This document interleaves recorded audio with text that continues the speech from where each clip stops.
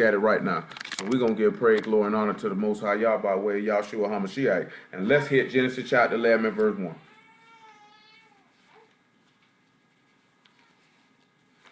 Leah, sit it down. Lizzie, sit it down. Go sit down. Genesis 11 and 1. And the whole earth was of one language and of one speech. And it came to pass as they journeyed from the east, that they found a plain in the land of Shinar, and they dwelt there. And they said one to another, Go, let us make brick and burn them thoroughly. And they had brick for stone, and slime had they for mortar. Now, y'all know what story this is we reading about? Anybody know what's... Now, what do y'all see the first thing you sit back looking at? He say the whole earth was of one language and of one speech. Then he said they came from the east and they found a plain there, so they decided to dwell there. Why is this important that he say the whole earth was of one language and one speech? On one accord. Then he said these people said we need to get us some brick and burn it. Put this stuff together. Let's read verse 4 now. And they say, Go, let us build us a city and a tower, whose top may reach unto heaven, and let us make a name, lest we be scattered abroad upon the face of the whole earth. And Yah came down to see the city and the tower which the children of men builded. And Yah said, Behold, the people is one, and they have all one language. And this they began to do, and now nothing will be restrained from them, which they have imagined to do. Go to, let us go down, and there confound their language, that they may not understand one another's speech. So Yah scattered them abroad from thence upon the face of all the earth, and they left off to build the city.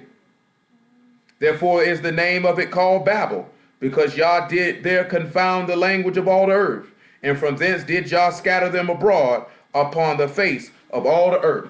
Now to the men who I done already shared some of this with, you hold your peace. What y'all think this talking about? And don't now one of y'all just say the Messiah, because that's just too simple. Y'all got to do that. Don't do that. Y'all should know better than that. You know that answer that's not going to cut the mustard. What y'all think this talking about?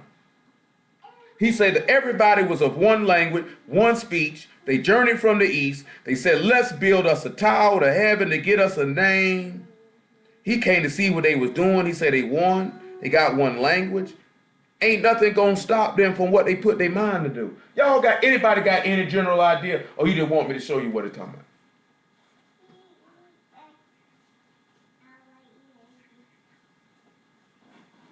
No, that ain't what you got on that one there. Because the people were coming together to build a tower or build a city. So let's turn around and let's deal with the first thing. How everybody was of one language, of one speech. Zephaniah, the 3rd chapter. You hold Genesis 11. Let's see what y'all say he gonna turn back around and do when he get back here. Zephaniah chapter 3. Let's look at about verse 8. Zephaniah chapter 3, about verse 8. Therefore wait ye upon me, saith Yah, until the day that I will rise up to the prey. For my determination is to gather the nations. You got to notice that he had scattered them, right? Now he says his determination to gather.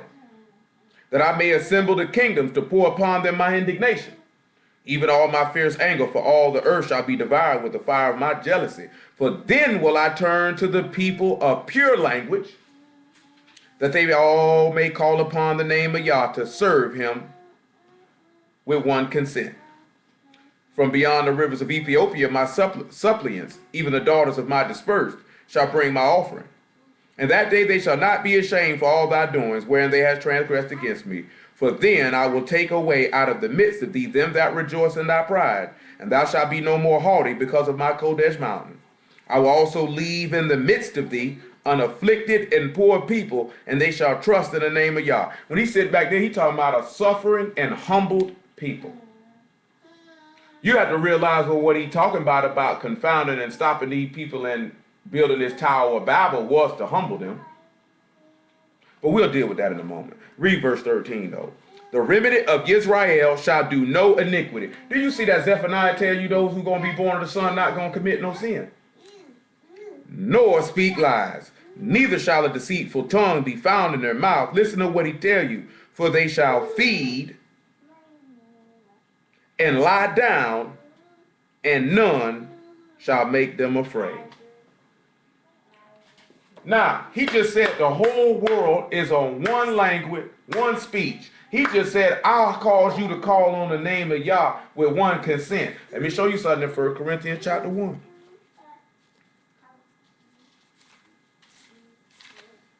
1 Corinthians chapter 1. Pick me up about verse 4. Make it 3. Matter of fact, I'm going to just read you verse 2 because you need to hear it.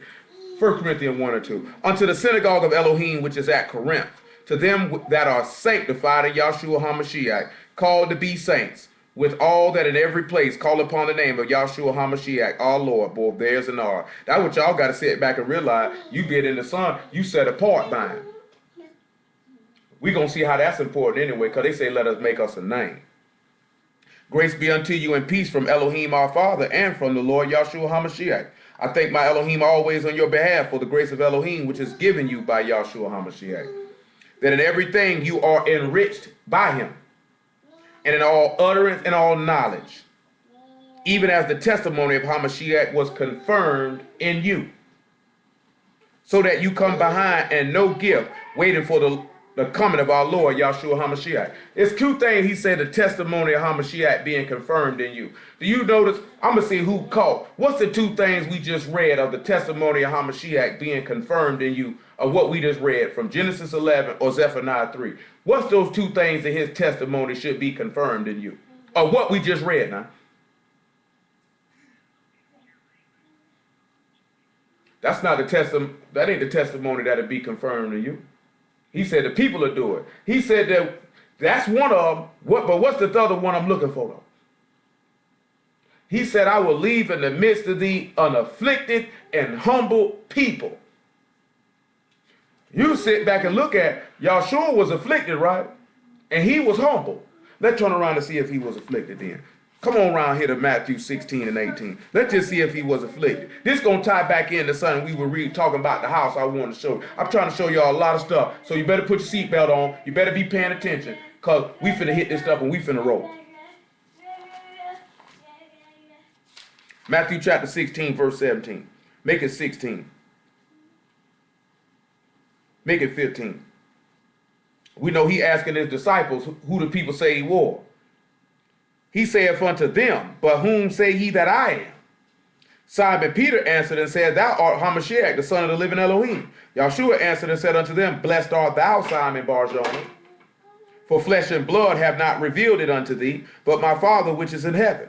And I say also unto thee, Thou art Peter, and upon this rock I will build my house, and the gates of hell shall not prevail against it. And I will give unto thee the keys of the kingdom of heaven. And whatsoever thou shalt bind on earth shall be bound in heaven, and whatsoever thou shalt loose on earth shall be loosed in heaven. Then charged he his disciples that they should tell no man that he was YESHUA HaMashiach. And from that time forth began YESHUA to show unto his disciples how that he must go unto Jerusalem and suffer many things of the elders and the chief priests and scribes, and be killed and be raised again the third day. He's sitting here telling you he's finna get ready to suffer and be humble, right? But now I wanted to ask y'all a question. Why does he have to have Peter set up his house? Why is that important for us for Peter to do it? Where can we see why Peter got to do it? Let's look at Joshua. Go ahead. Go ahead.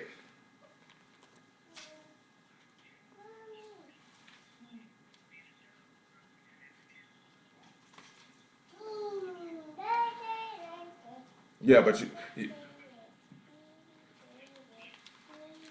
Exodus 31:1. Got to be a little bit more specific. See, Jacob laid upon a stone and poured oil on it and anointed it and said, This is the house of Elohim. But let's look at Exodus 31:1. After we look at Exodus 31:1, Joshua chapter 6, verse 24. And after Joshua chapter 6, verse 24, 1 Kings chapter 16, about verse 32. Exodus 31:1. And Yah spake unto Moses, saying, see, I have called by name. He said he called by name, right? Why is that important that he called him by name? Bezaleel, the son of Uri, the son of Hur, of the tribe of Judah. Why is it important that he said he called him by name? Why is that important? It said he called him by name. Why is that important? No, this man from the tribe of Judah. This is the Messiah you looking at. Look at it. What did Isaiah 49:1 tell you? What does Matthew 1:21 tell you? And you shall call his name Yeshua, because from the bowels of my mother I have called thy name. He said, I called this man by name. Listen to what he say, Bezaleel, the son of Uri, the son of Hur, the tribe of Judah. I have filled him with the spirit of Elohim in wisdom and understanding and in knowledge and all manner of workmanship. So what come to your mind if this man from the tribe of Judah been filled with the spirit of knowledge and wisdom and understanding? What's supposed to come to your mind? He was from Judah, but what's supposed to come to your mind if he said, I filled him with the spirit of knowledge, wisdom, and understanding?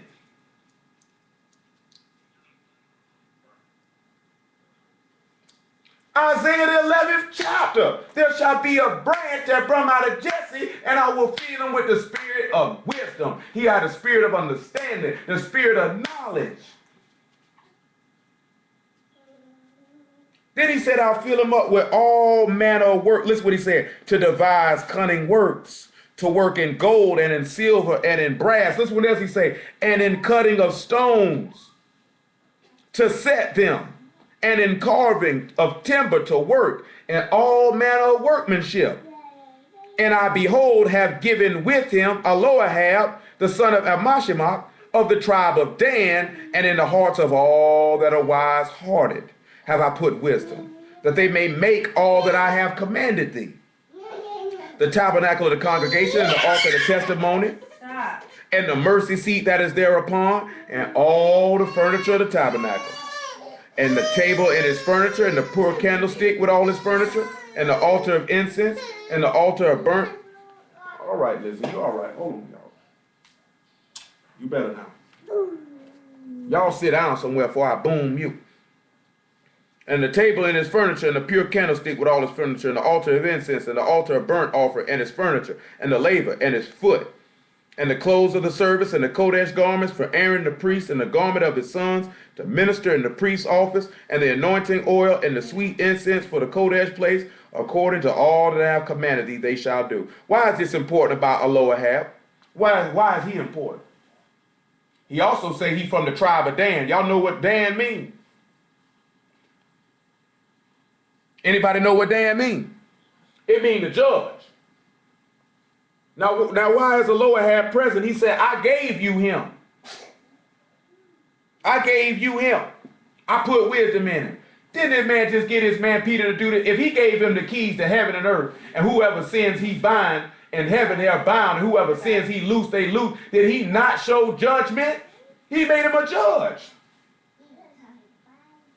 Did he say this is in the cutting of stones? Y'all don't sit back and realize that the 12 apostles are the cutting of stones. Come on around here, Ephesians chapter 2 now. Y'all come on, man. Y'all. You still hold Genesis chapter 11. And we still gonna show, we dealt with it so back he was afflicted, but let's see if he was humble too. Because he said, I leave in the midst of them an afflicted and poor people. He said they'll trust in the name of Yah. That was some of y'all problem. You don't want to be afflicted. That's why you don't trust in the name of Yah. Ephesians chapter 2 by verse 17. Make it 18. That's what matter of fact, just go and make it 15. 14 even better. For he is our peace, who have both made one, and have broken down the middle wall of partition between us. You ain't sit back and seen that when we looked in Genesis chapter 11, he said he scattered all the people so they were no longer one. Now Paul coming back telling you that middle wall of partition or that separation of the people is gone, and now they one now. And having abolished in his flesh the enmity, even the law of commandments contained in ordinances, for to make it himself twain one new man, so making peace, that he might reconcile both unto Elohim in one body by the cross, having slain the enmity thereby. There go that suffering yet again. and came and preached peace to you which were far off, and to them that were nigh. So he preached to the people who had been scattered and the people who were close. Because remember, he scattered these people. I'm going to show y'all in a minute. Just be patient. It's a conclusion to it. For through him we both have access by one Spirit unto the Father. Now therefore you are no more strangers and foreigners, but fellow citizens with the saints and of the household of Elohim, and are built upon the foundation of the apostles and prophets, YESHUA HaMashiach himself, being the chief cornerstone, and whom all the building fitly framed together grow unto a Kodesh temple in the Lord, in whom you also are builded together for a habitation of Elohim through the Spirit. We've been looking at the house, right? You don't see how these people were coming together to build a tower. Y'all don't see that. Y'all think that's just about, oh, that ain't got nothing to do with nothing. Oh, that's one world order. See, that's new world order. See, y'all was telling us about the new world order way back then. This ain't got nothing to do with no new world order. This has absolutely nothing to do with no new world order. How many of y'all done heard the Tower of Babel had something to do with the new world order? This ain't got nothing to do with no new world order. Absolutely nothing. Do you sit back and see that he said these people would be builded together, fitly framed together? So that means of the cutting of stones. Cutting of stones. So to cut stones, it got to be pierced, right? Got to put some metal to it, right? Let's see 2 Corinthians chapter 4. Let's see what Paul say. 2 Corinthians chapter 4. I don't think this got nothing to do with nothing. 2 Corinthians chapter 4, pick me up by verse 9.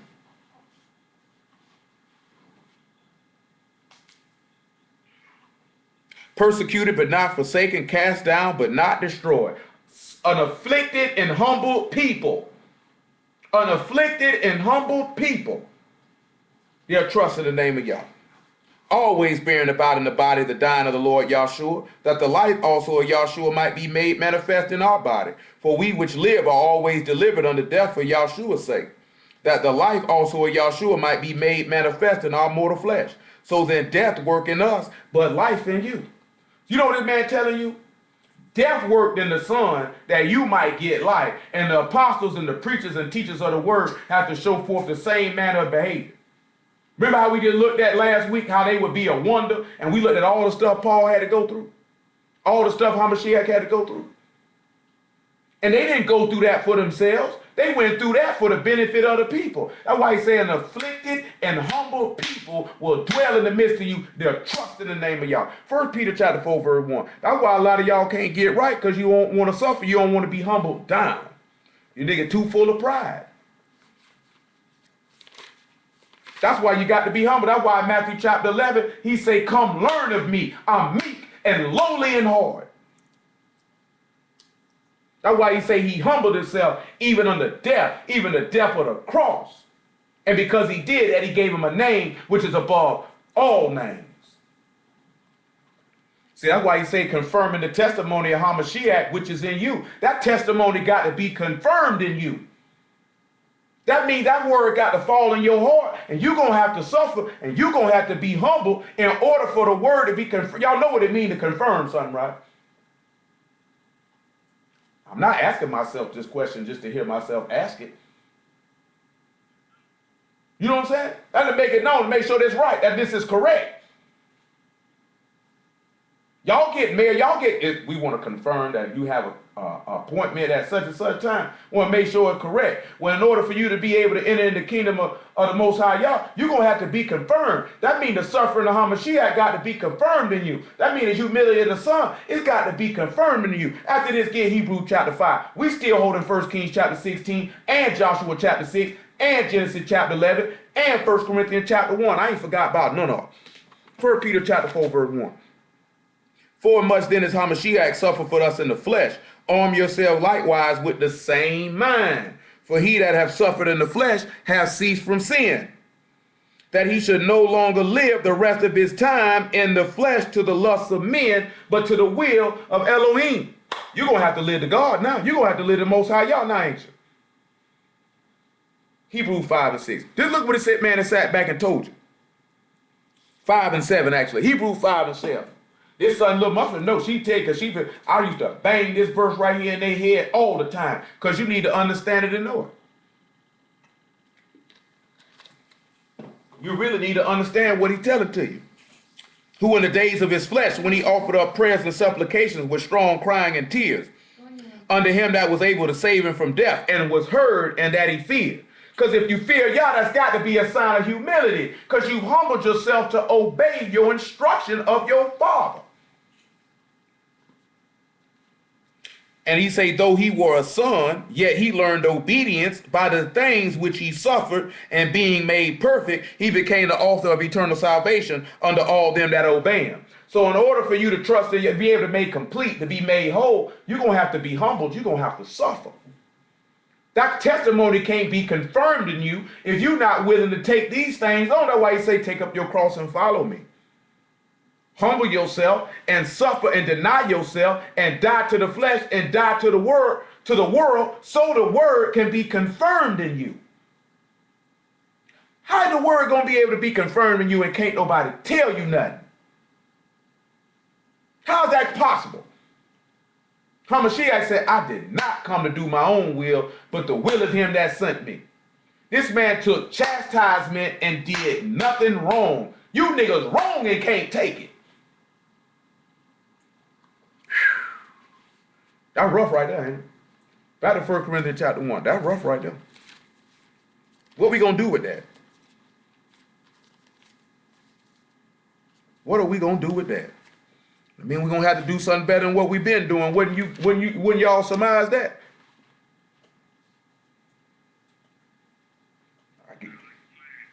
1 Corinthians chapter 1 then. So now, and Lord permit, we'll come back another day and really go into this more in-depthly. Because this ain't the time for me to get in that in-depth. I just had to give you a peek. Because when he say, even as the testimony of Hamashiach will confirmed in you, we had to come back around and show you about that. But today is not the day. So that you come behind and no gift, waiting for the coming of our Lord, Yeshua Hamashiach, who shall confirm you unto the end, that you may be blameless in the day of our Lord, Yeshua Hamashiach. Elohim is faithful, by whom you were called unto the fellowship of his son, Yeshua Hamashiach, our Lord. Listen what he tell you. Now I beseech you, brethren, by the name of our Lord, Yeshua Hamashiach, that you all speak the same thing. The whole earth is of one language and one speech. And that there be no divisions among you, but that you be perfectly joined together in the same mind and the same judgment. Don't that sound like when we look at the Tower of Babel, that these people had the same mind and the same judgment, and there was no divisions amongst them? They were all on one accord. They were all on one accord. And Paul come back around and tell you to have that same mind we could see with Babel. Hold on now. I just said that. 14th chapter of 1 Corinthians. Something else just come to my mind. Oh, man, praise y'all. Still hold Joshua chapter 6 and verse 16. I still got to deal with how you say gold, silver, and brass. We just looked at it the other day, but we're going to look at it again. 1 Corinthians chapter 14. Let's look at about verse 25. Listen what he say. We'll make it 26. He said, how is it then, brethren, when you come together, when you come together, every one of you have a song, have a doctrine, have a tongue, have a revelation, have an interpretation. Let all things be done unto edifying. If any man speak in an unknown tongue, let it be 2 or by 3, at the most by 3. And by that course, let one interpret. But if there be no interpreter, let him keep in silence in the synagogue, and let him speak to himself in the Elohim. Who remembers why there got to be an interpreter there to speak? Who remember what that said? Huh? Yeah, with Joseph. He said, let the prophet speak 2 or 3, and let the other judge. And if anything be revealed unto another that sit by, let the first hold his peace. For you all may prophesy one by one, that all may learn, and may be comforted. And the spirit of the prophets are subject to the prophets. For Elohim is not the author of confusion, but of peace, as in all the synagogues of the saints. You know why we came over here to look at this? Because he was basically telling all the brothers in this congregation to be on one accord and work together, right? That's what he was telling them, right?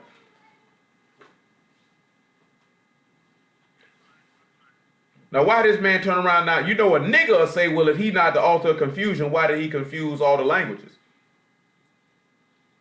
But that wasn't to cause confusion, because the people all were one. If the people were all one, that means the plan was going to come together just a tad bit too early than it was supposed to. Just a tad bit too early. It's not even about the people being too powerful. The plan would have came to fruition a little bit earlier than it's supposed to.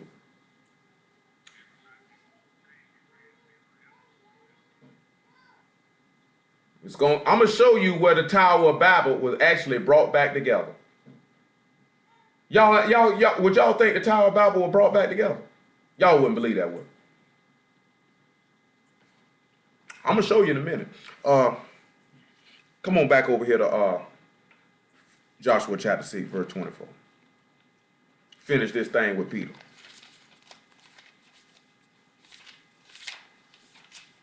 Because it's still going to tie into what we're looking at in Genesis chapter 11. Joshua chapter 6, verse 24.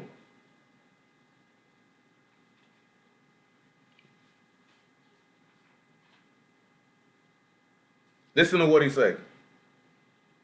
And they burnt the city with fire, and all that was therein.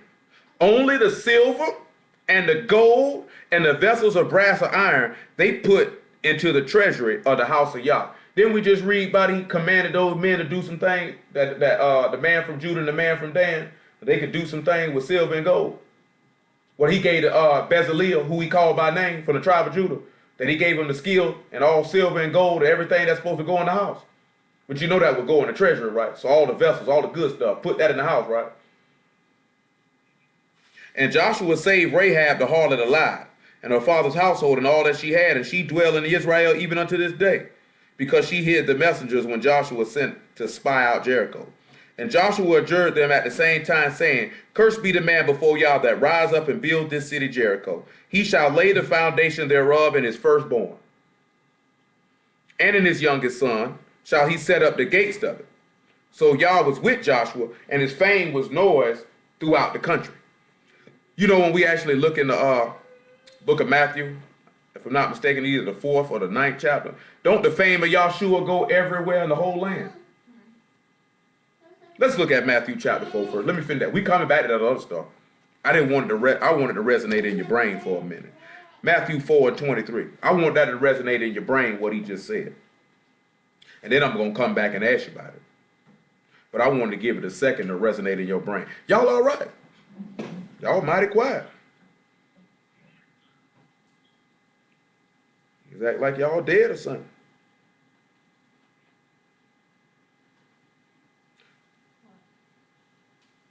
Matthew 4:23. And Yeshua went about Galilee, teaching in all their synagogues, preaching the gospel of the kingdom, healing all manner of diseases. Healing all manner of disease, sickness and manner of disease among the people. And his fame went throughout all Syria and Yah, and they brought unto him all sick people. They were taken with diverse diseases and torment, those that were possessed with devils, those that were with lunatics, and those that had the palsy, and he healed them. So we see another place where his fame going out everywhere, right? I'm going to ask y'all a question. Any of y'all know where the word Jericho means?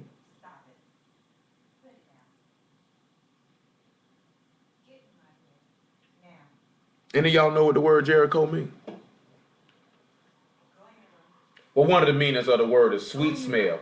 What does the book tell us about a sweet smell?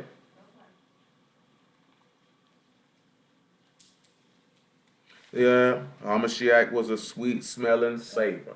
Do y'all know what happened in Jericho?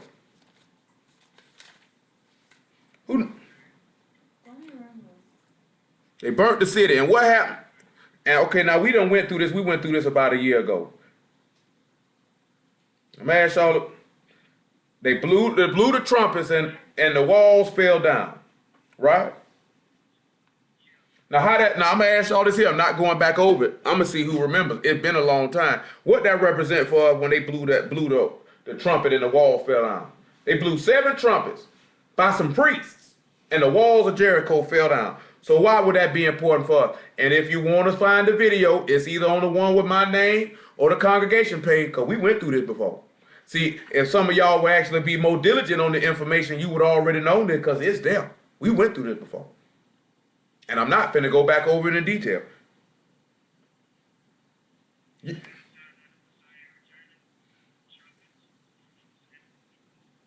That's the sign of the seven trumpets that's in Revelation. They blew that seventh trumpet, all the kingdoms fell.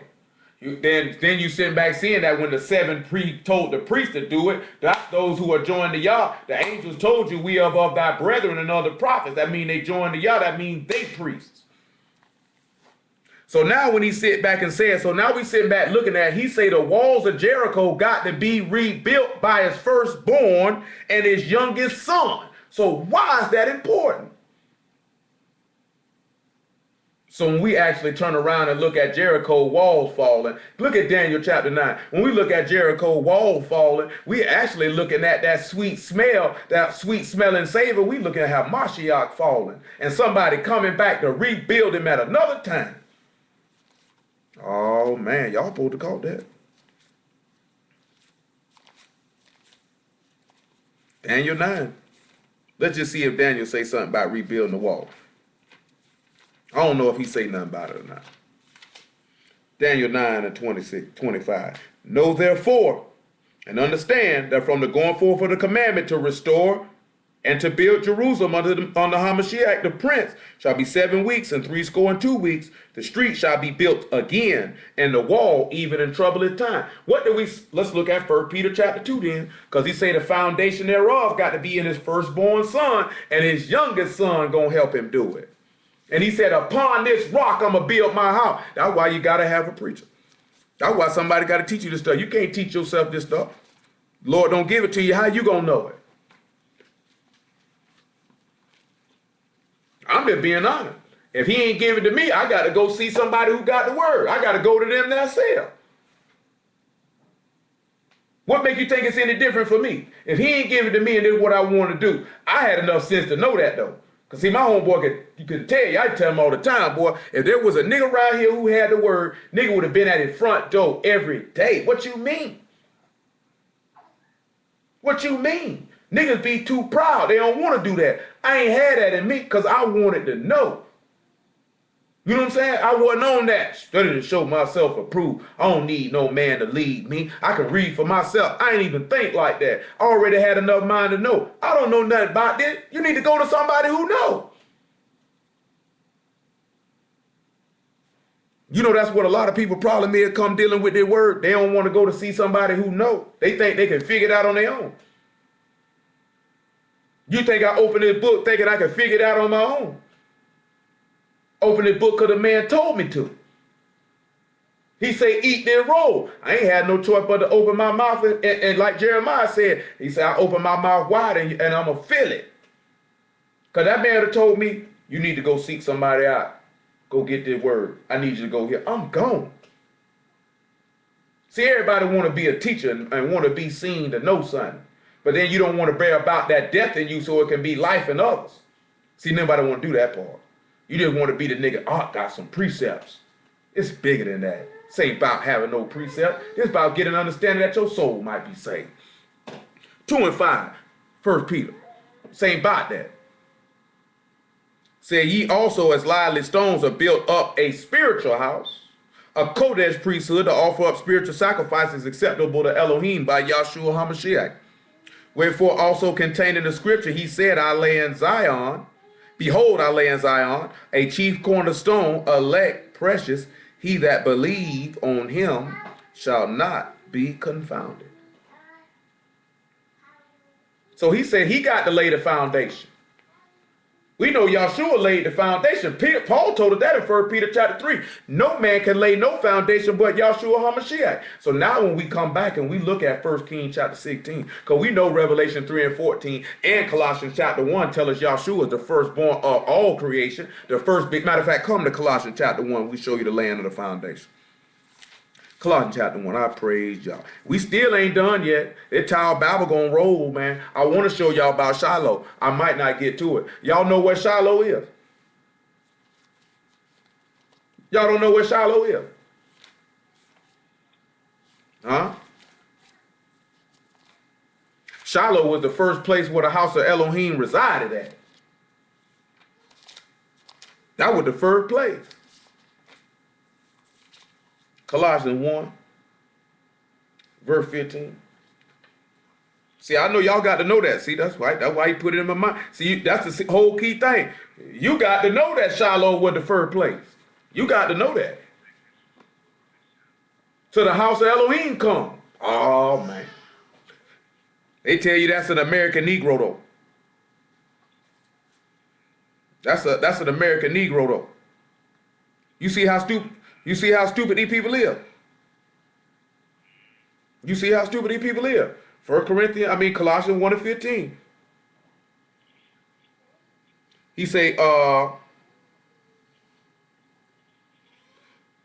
who is the image of the invisible Elohim, the firstborn of every creature. For by him were all things created that are in heaven and that are in earth, visible and invisible, whether it be thrones or dominions or principalities or powers. All things were created by him and for him. He is before all things, and by him all things consist. And he is the head of the body, the synagogue, who is the beginning, the firstborn from the dead, that in all things that he might have preeminence. Then you hear this man say, curse be anybody who did this. And don't you realize that when them scribes and Pharisees said we're going to lose our place of nation, let's kill them, they damned themselves because they tried to rebuild the foundation of the walls of Jericho and not let the firstborn son do it. Come on around here to 1 Kings chapter 16. No, Lizzie.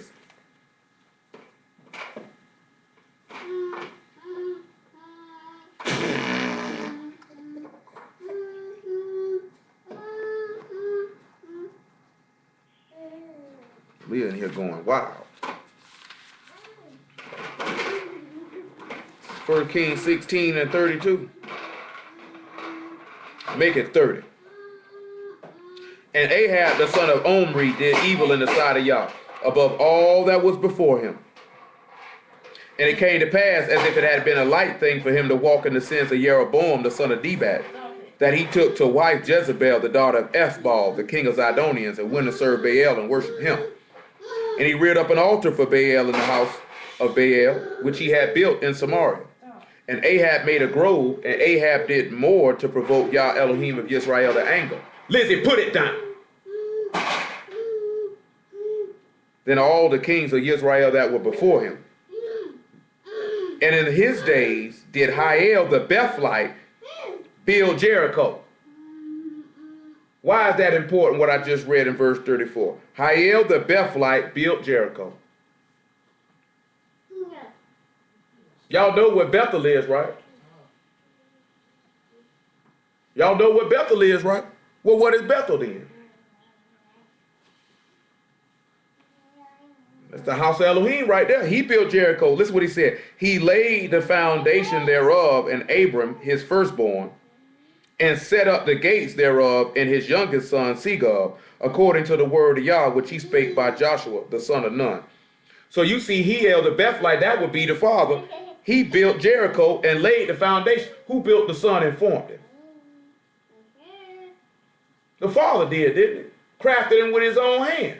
Said in the beginning, let there be light. My firstborn, he laid the foundation. Yahshua, the chief cornerstone, the foundation, right? And then we turn around, he said, and he had his youngest son to set up the gates. And what he turned around and said about Peter, he gonna set up the gates, didn't he? How many of y'all ever wonder why he told Peter that? You know that's probably about the 34th way we done looked at why he did that with Peter, right?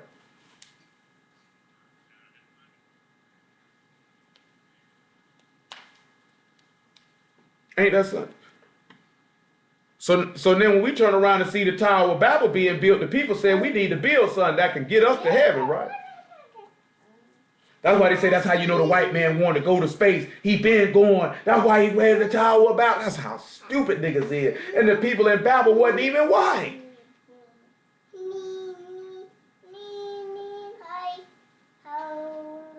These people crazy. Y'all understand how that rolled though? Laying the foundation of it all. So you sitting back seeing somebody building a house, building the city again. We see, because remember, he said, let us, come on back to Genesis chapter 11, so y'all ain't even peeped that there. They building Jericho back up, that means they building the city, right? Come on now. Come on back, let's look at the other thing they said right here in about verse 4. We're going to take our time with it.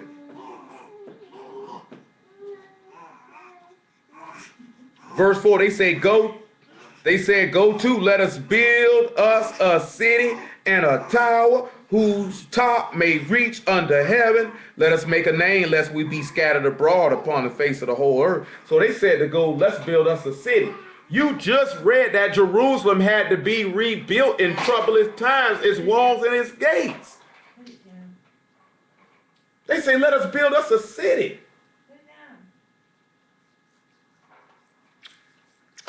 John chapter 14 and verse 1.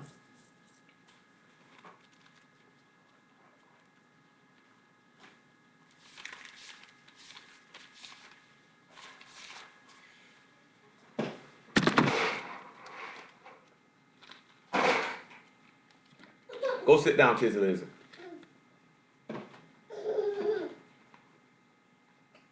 Let not your heart be troubled. Ye believe in Elohim, believe also in me. In my Father's house are many mansions. If it were not so, I would have told you. I go to prepare a place for you. Don't y'all sit back and realize he said his Father's house there are many mansions. You know what that take us back to in the law?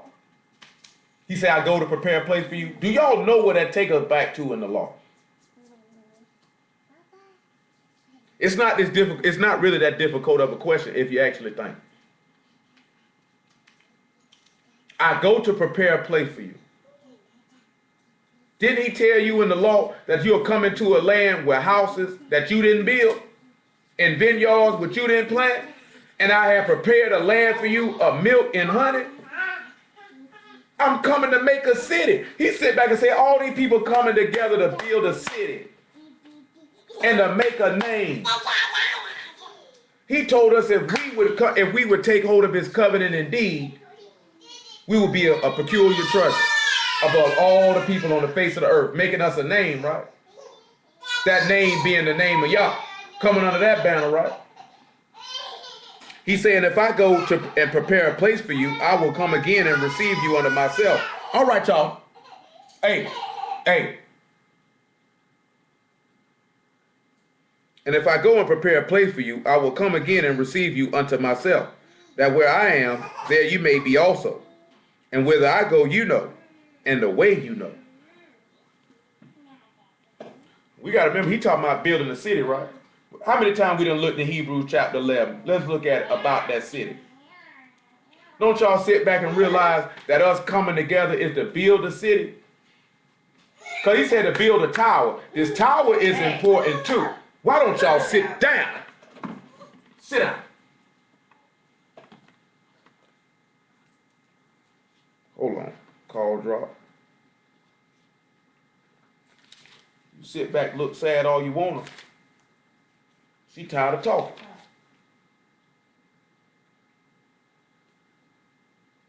Heck, have it. Golly, I hate when that happens. Give me a second, man. Call done drop. Phone acting crazy. There we go. Sit down, Lizzie. Sit down.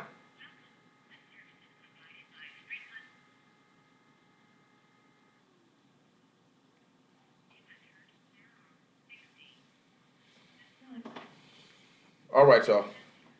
All right, y'all. All right, y'all. Hebrews 11, verse 13.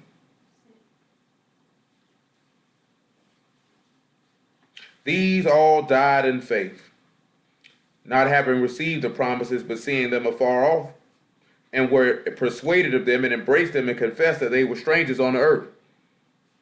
For they that say such things declare plainly that they seek a country. And truly, if they had been mindful of that country from whence they came out, they may have had an opportunity to have returned. But now they desire a better country, that is a heavenly, where Elohim is not ashamed to be called their Elohim, for he hath prepared for them a city. Revelation 21, you got dudes that telling you New Jerusalem really is not a city that's coming out of heaven. There's people who teach that. Y'all ever heard that before? There's people that teach that. Say it actually means something else. Say we actually New Jerusalem. You know what I'm saying? No, but that's not going to work. That man said, I'm going to make a city and you're going to dwell in it. That's what he meant. It's got to be a place eternal. You got to have enough common sense to know New Jerusalem got to come down from heaven, because it's got to be something eternal. Something not made with man's hand, but by the hand of Yah. See, common sense would tell you this. What do you think? If you actually believe the word. I don't know. Revelation 21:1. A lot of niggas don't believe the word, so that's where that stuff come in there. If you believe the word, that might not happen. And I saw a new heaven and a new earth, for the first heaven and the first earth were passed away, and there was no more sea. And I, John, saw the Kodesh city, New Jerusalem, coming down from Elohim out of heaven, prepared as a bride adorned for her husband. And I heard a great voice out of heaven saying, Behold, the tabernacle of Elohim is with men, and he will dwell with them. And they shall be his people, and Elohim himself shall be with them, and be their Elohim. And Elohim shall wipe away all tears from their eyes, and there shall be no more death, neither sorrow nor crying, neither shall there be any more pain, for the former things are passed away. Now this city is coming down, right? Now verse 7 says, He that overcometh, he be my son, will inherit all things. I'll be his power. He'll be my son. I'll be his God. He'll be my son. I'll be his Elohim. He'll be my son. But we just sat back and looked at that. The father, who was of the house of Elohim, son his firstborn son to build the foundation of it, or to build this city. You understand what I'm saying? We just read Hiel the Bethlite had his firstborn son Abraham to build this house, according to the word that Joshua son of Nun spoke. Because the word was rehearsed to him in a book. You know what I'm saying? In a memorial, tell him what to do. And the people in Genesis chapter 11 in Babel were saying, we need to come together to build us a city, right? A place where we could go. A place where we could reach under heaven, to reach Elohim, to be with him. See, this wasn't being done because they wanted to go up to heaven and to fight the Most High like these stupid niggas. Don't them niggas teach you they were making a Tower of Babel to go up there to fight God? Ain't that what they were telling? You don't read that nowhere, do it. But that's not what it say, does it? It says so we can make us a name. You know what I'm saying? So the top could reach to heaven.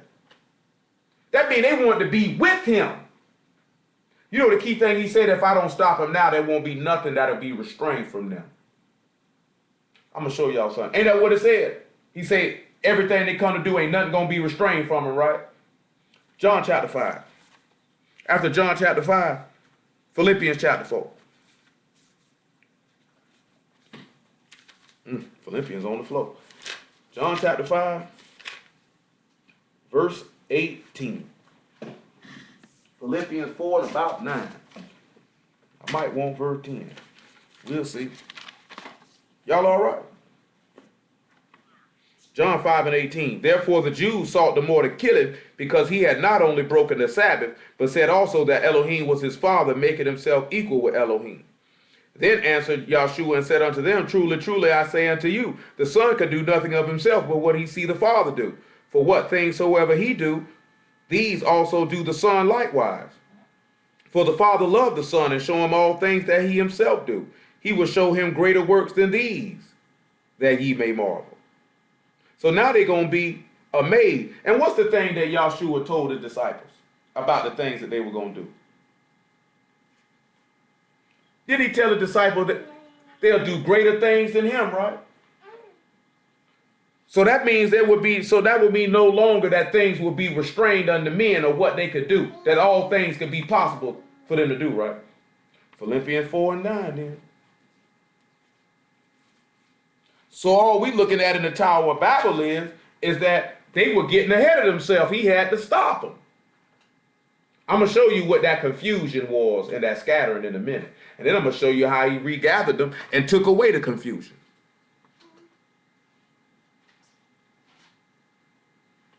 Ninth verse, 4th chapter of the Epistle of Philippians. Those things which you have both learned and received and heard and seen in me, do. And the Elohim of peace shall be with you. But I rejoice in the Lord greatly, that now at the last your care of me hath flourished again, wherein you were also careful, but you had lacked opportunity. Not that I speak in respect of want, for I have learned in whatsoever state I am, therewith to be content. See, some of y'all, that's y'all problem is no matter what state you in, you ain't comfortable. And also all the things that you done learned and you done heard and you done seen me do, you don't do. You do the opposite.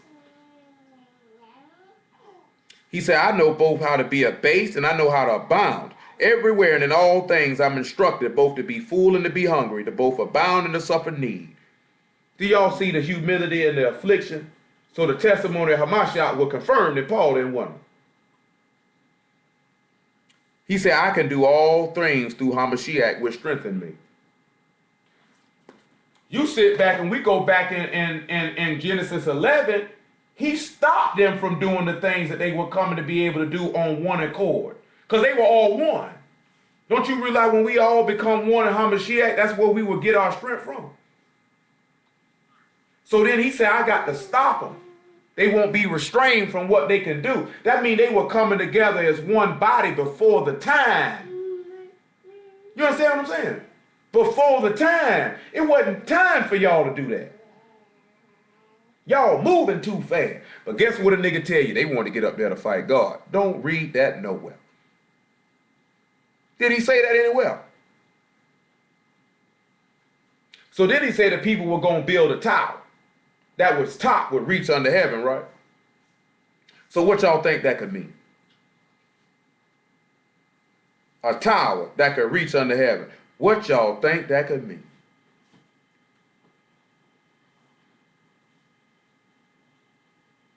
Won't everybody answer at one time now? Well, let's go. Well, let's look at Jeremiah 6:27. In order to build a tower, he said they had brick for stone, and they burnt the stone, and they had slime to temper the stone together. So the slime in this instance, to temper the stone together is the blood of Hamashiach and the word. The stone is Hamashiach, the fire is the furnace of affliction. I'm going to show it to you in a minute.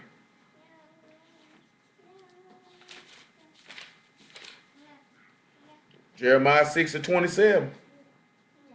I'm going to back it up some. This is something we done went over before. I'm going to start at verse 24. I don't know what the name of the video is. We done went over it before. This ain't nothing new. We have heard the fame thereof. Just read about Joshua and the fame, didn't it? Read Hamashiach had it too. Our hands wax feeble, anguish have taken hold of us, and pain as of a woman in travail. Go not forth into the field. Then it say that them people left from the land of east and entered into a field in the land of Shinar. Don't you realize them people left out of Jerusalem and took this man in the Jephthah to kill it? Where they took the brick and the stone and burned it and took the slime? Oh, man. Jerusalem ain't even come in y'all mind when y'all heard they journeyed from the east there. All y'all were thinking about was Babylon and Iraq. He said, go not forth into the field, nor walk by the way, for the sword of the enemy and fear is on every side. He said they came out on him like a man like a thief with swords and staves. O daughter of my people, gird thee with sackcloth and wallow thyself in ashes. Make thee mourning as for an only son. Most bitter lamentation. For the spoiler shall suddenly come upon us. I have set thee for a tower and a fortress among my people, that thou may know and try their way. He said he set this tower. He said, I set thee as a tower that you might try these people. These people came to build a tower. So that tower they were building was to try them. Hold on. Let's look at another place. Isaiah 5 and then Matthew 21. Y'all all right? Isaiah 5 and 1. Hey, stay there, buddy.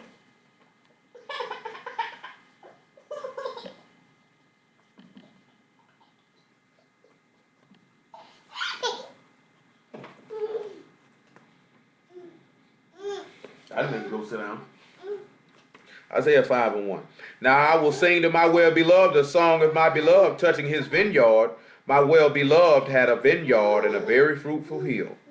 And he fenced it and gathered out the stones thereof There go them disciples again. And planted it with the choicest vine, because I am the vine and ye are the branches, and built a tower in the midst of it. And also made a wine press therein. A tower with a wine press. And he looked that it should bring forth grapes, and it brought forth wild grapes. So you know, he built a place of refuge, and he built a place where you going to be killed. Same time, right? Come on over here to Matthew 21. Little Stank, go sit down. Matthew 21 and 33. Y'all getting this stuff? Y'all understand this stuff? I'm taking the time. I had some other stuff. I ain't even gonna try to go through all of it. We just gonna deal with the Tower of Babel, and that's it.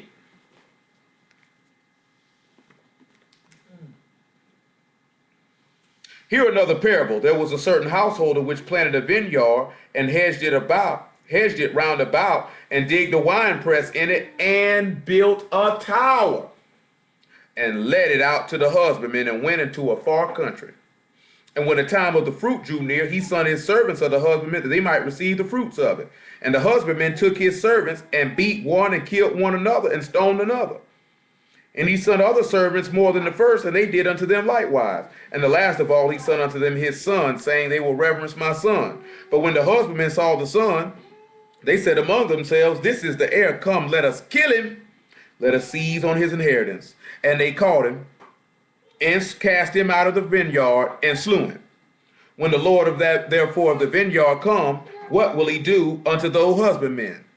They say unto him, he will miserably destroy those wicked men, and he will let out his vineyard unto other husbandmen, which shall render him their fruits in their season. Now I'm not going to read all the way down, but you know he told them, you ain't ever read the stone which the builders rejected at the head of the corner. The kingdom going to be taken from you, and this stone going to fall on you and grind the powder. And they say the chief priests and scribes, they perceived he was talking about him, and they wanted to put hands on him. So you see now, because it said the people wanted to build a tower, right? We see the building of the city is the building of Jerusalem for inhabitants of the Kodesh city, the heavenly city, which those who are strangers and pilgrims who are persuaded by the promises of Elohim will put forth the work in order to build, which we actually see in the book of Nehemiah and in the book of Ezra. Aren't they rebuilding the city? Ain't they building the city so they could be so they could have a name there, that the name of Yah could be there? Ain't that what they were doing in Nehemiah? I'm asking a question. I ain't asking myself. Wasn't that what they were doing? I mean, we're not finna look at it tonight. Obviously, y'all obviously don't know that that's what they were doing. They were building a city. They were building a house for their Elohim, for their power, that his name might be there.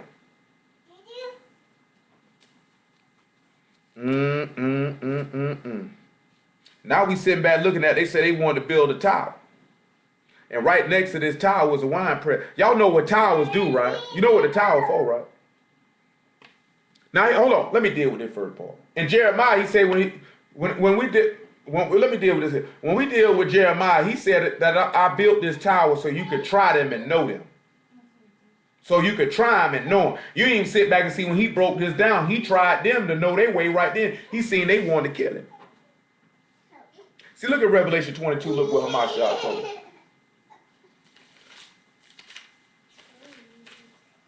Revelation 22. 22 in the left.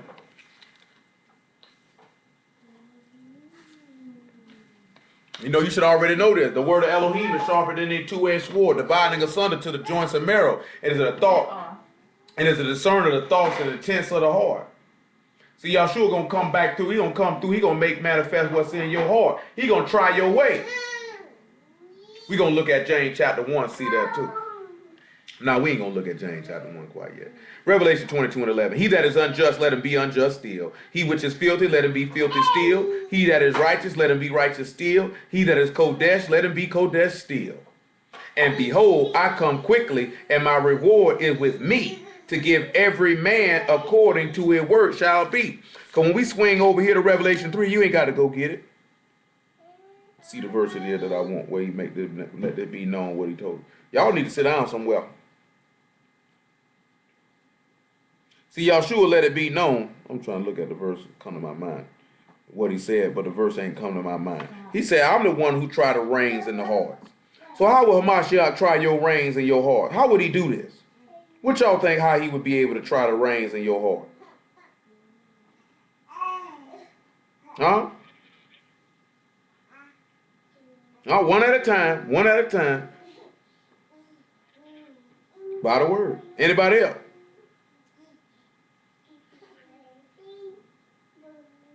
And what and persecution and affliction and the word and temptation and all these things. So you know what that take us back to? What we already read in Zephaniah 3, didn't we? I'll leave in the midst of the suffering and afflicted people. They'll trust in the name of Yah. See, you're going to have to be done humbled and be broken down by the word. So he's going to have to try the reins of your heart to see what's going into. You know, that also should take you back to the parable of the sower. Some hear the word and persecution and affliction arise of the word and they are offended. Huh? Because that parable of the sower is talking about a man who plants seeds in a vineyard where there's a tower in the midst of it with a wine press. He say the word fall in good ground, they understand it and do it. Don't y'all sit back and realize every time the word come, y'all put in situations of this to try you to see what manner of work it is. To whether the work be good or whether it be evil. That's why he told you in 1 Corinthians chapter 10 that you shouldn't lust after evil things as they did, because it be an example. This stuff is written for our admonition. But they get crunk up, don't they? Come on over here to Judges chapter 9. Y'all two calm it down, Tizzy Lizzy. Calm down. Or I'm going to calm you down.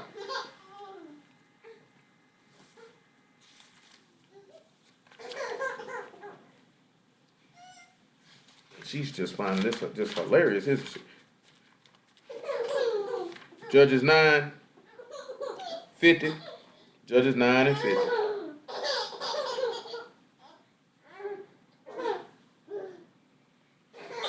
And then went Amalek to Thebaz, and encamped against Thebaz and took it. But there was a strong tower within the city, and thither fled all the men and the women, and all they of the city shut it to them, and got them unto the top of the tower. Didn't these people say they were trying to make this tower in Genesis chapter 11 to reach unto heaven? Ain't that what it said? And they say all these people running to the top of this tower. And Amalek came unto the tower and fought against it and went hard unto the door of the tower to burn it with fire. And certain women cast a piece of millstone upon Amalek's head and all to break his skull. Now, I'm going to show you something. We're in Judges chapter 9. We already dealt with it before. This it's better that a millstone be hung from a man's neck than to offend these little ones. But you notice how he said that he protected these people, right? Come over here to John chapter 17.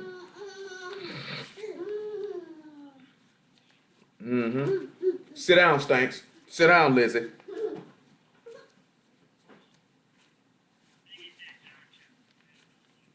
No, I said John chapter 17. John chapter 17. John chapter 17, let me look at about verse 9. Remember, he said all the people were one language, one consent, right? One accord, right? They were one body, right? I don't know why this is important. I have no idea.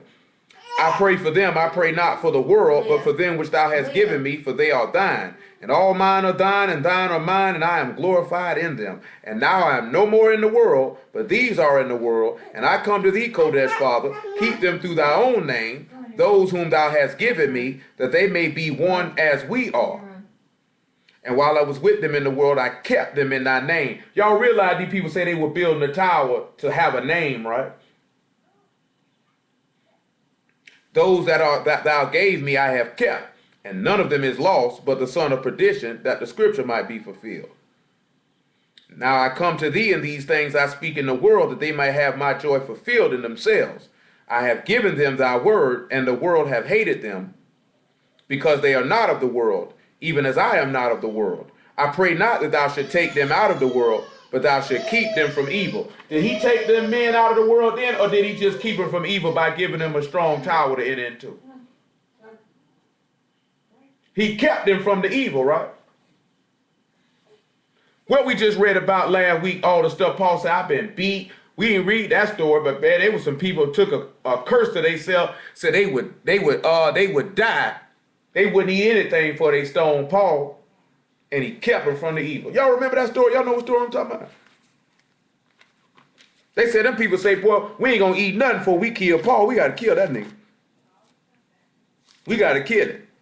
Boy, you know that's some strong thing to sit back and say, boy, I ain't gonna eat nothing before I kill somebody. Let's go and look at it in Acts 23 and 16. Let's see if he took him out of the world, or did he just keep him from evil because he had a strong tower, because he walked in the name of YESHUA HaMashiach. That man sat back and told you, he told Paul, you ain't got to worry about none of them people that gonna do nothing to you. He said, I'm with you. He said, I'm with you. Don't worry about what them people gonna do. I got you. That's a strong tower right there. That's a refuge. That's a place to go into.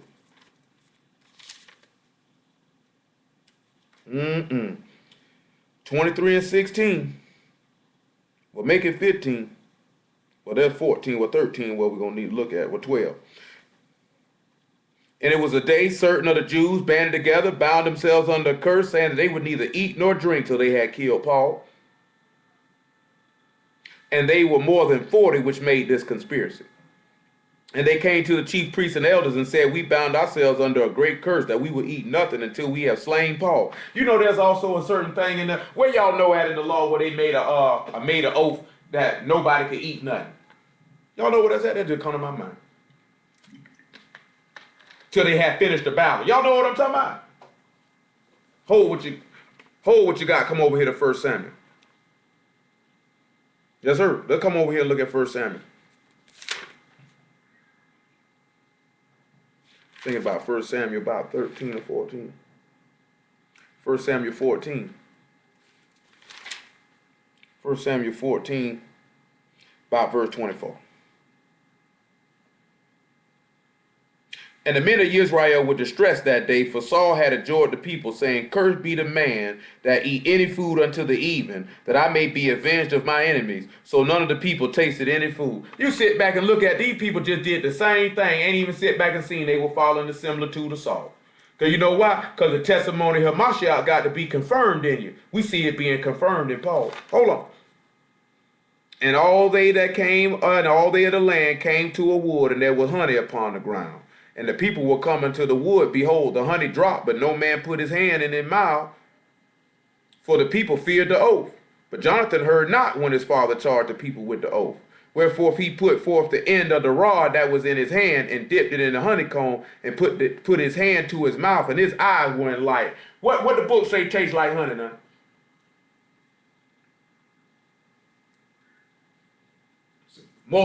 More specific than the word. Being real specific. Being more specific now. We know they're talking about him. I'm being more specific now. What did the book tell you the manna tasted like? Honey, right? And that was the bread that came from heaven, right? What happened with the apostles when they sat down with HaMashiach when he rose from the dead? What did they do? Then they break bread. And then their eyes get open.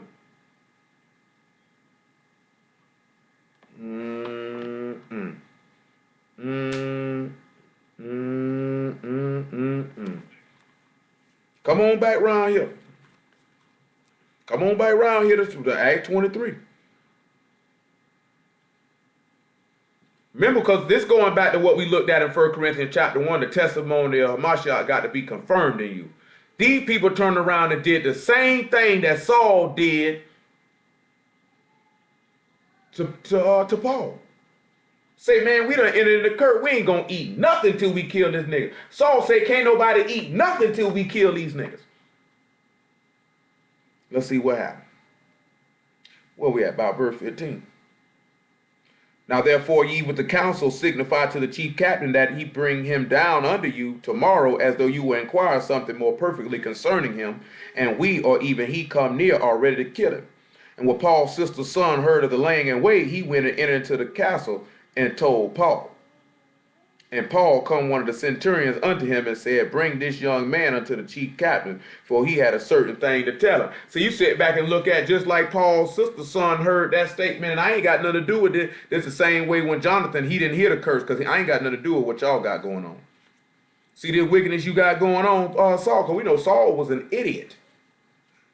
Y'all do know Saul was an idiot. Y'all knew Saul was an idiot. Saul was an idiot. He was a straight idiot.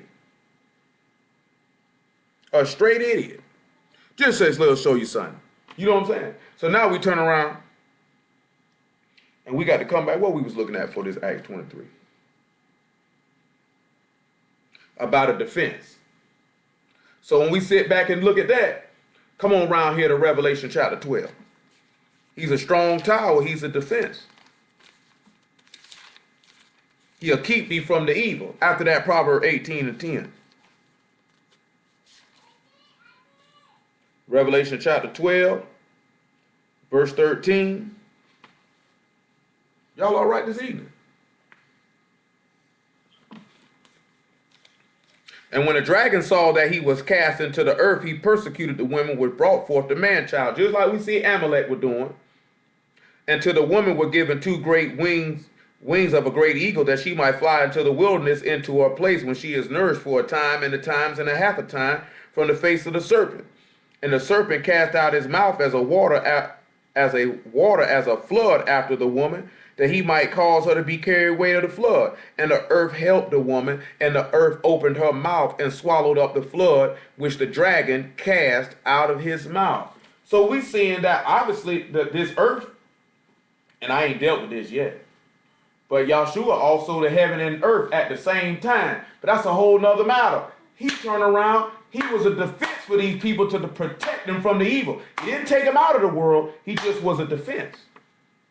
They ran into him and they were saved. Let's look what Proverbs 18:10 say. Why he's a refuge for us. After that, Hebrews chapter 6, about verse 20.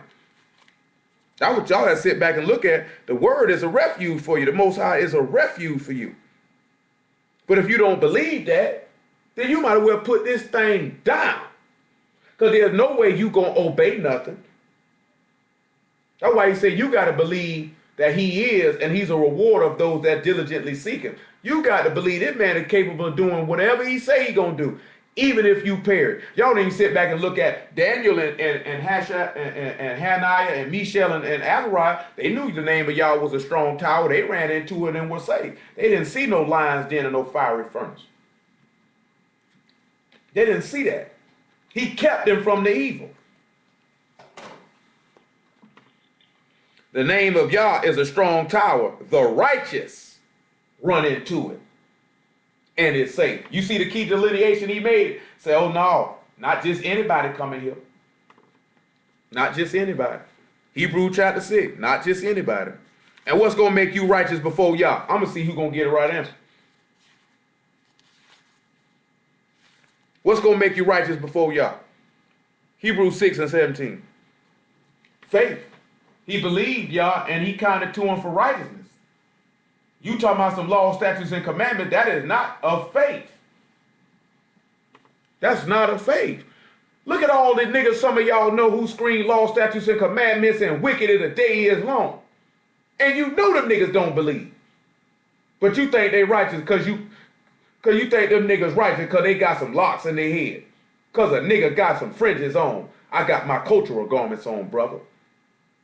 Huh? Nigga said you can call me Camille Ben Yasharala. Nigga, sit your stupid butt down. What your mama called you, nigga? Nigga, cause I know y'all ain't gave you. Nigga say I know y'all ain't gave you that name. You gave yourself that. Nigga say your mama called you Ronnie, Bobby, Ricky, and Mike. I'ma call you Ronnie, Bobby, Ricky, and Mike. He did it to himself. BBD, nigga say he the East Coast family. He did it to himself. 17, Hebrews chapter 6. wherein Elohim, willing more abundantly to show unto the heirs of promise the immutability of his counsel, confirmed it by an oath, that by two immutable things in which it is impossible for Elohim to lie, we might have a strong consolation who have fled for refuge to lay hold upon the hope set before us, which hope we has as an anchor of the soul, both sure and steadfast, and which enter into that within the veil, whither the forerunner is for us entered, even YESHUA, made a high priest forever after the order of Melchizedek. Don't y'all see the similitude of that with them people in Shechem running into that strong tower? That they had a refuge and they were safe. Ain't that what he just told you? They had a strong consolation to lay hold on that hope. That's why they fled. They know we straight. We coming here. Ain't nothing they can do to us in here. Luke chapter 12. I praise y'all. Luke chapter 12 about verse 4. I just told y'all this before we started. They're talking about the feds. Nigga, I don't care nothing about no feds, man. Them niggas come to my front door, man. I'm talking about 11451 Beach Boulevard, man. They come holler at me, man. They already know my phone number. They call me when they get ready. Nigga, I don't see no feds. I don't see no false, but I don't see none of that. Stuff don't move me, man. Paul told you that in Acts chapter 20. He said, man, I don't know whatever going to befall me in Jerusalem, man. That stuff don't move me. I'm going to have to go ahead and tell you like what we used to say when we were young. This nigga scared. You know what I'm talking about? Straight up and down. I know some of y'all young and you ain't never seen Juice. You can't go back and watch it now. So don't go try to watch and see where it come from. But that's what Pop told that fat nigga from Lean On Me. When the one he told him to jump off the roof because he was smoking crack.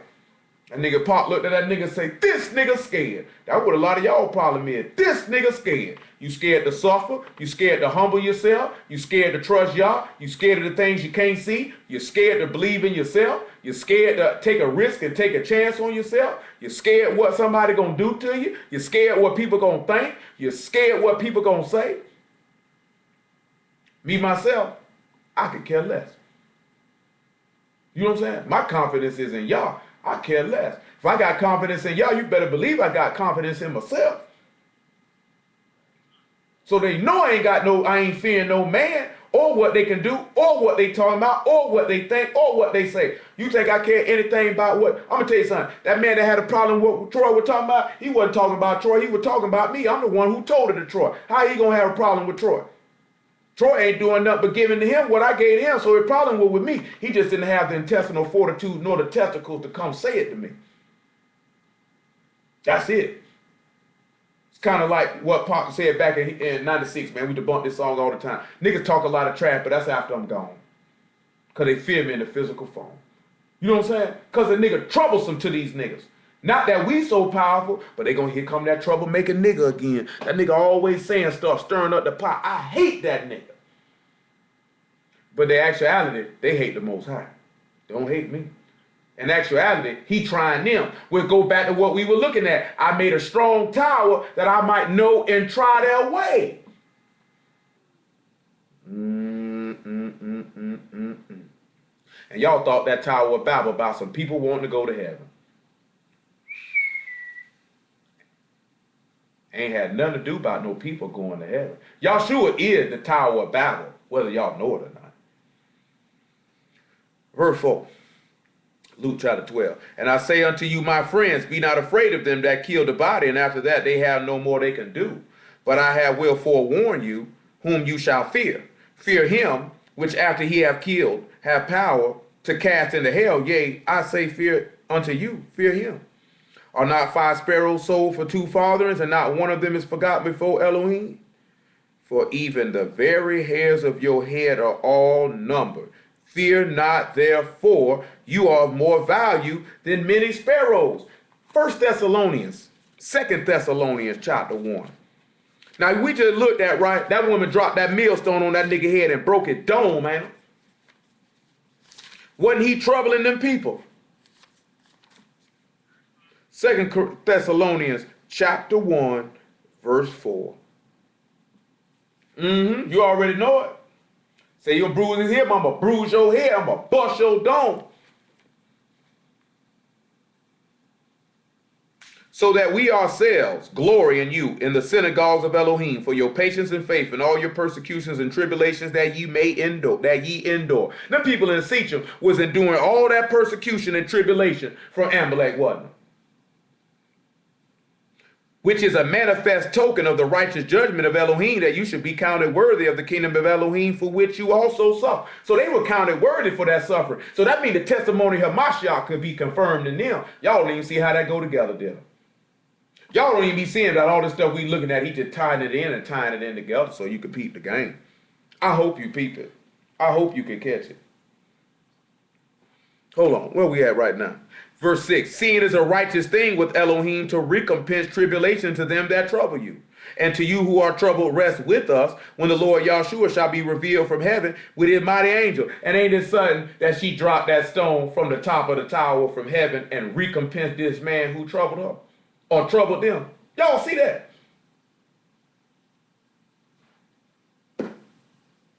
I guess they don't see it. And flaming fire taking vengeance on them that know not Elohim and that obey not the gospel of our Lord YESHUA HaMashiach, who shall be punished with everlasting destruction from the presence of the Lord and the glory of his power. Do y'all see how she dropped a millstone and YESHUA is the stone, and he said that stone that'll fall on a man or grind him to powder? So y'all don't see how that works? Oh, man. That man was sitting back showing you what he was going to do to the people who troubled you in this world in the book of Judges. Did you see it?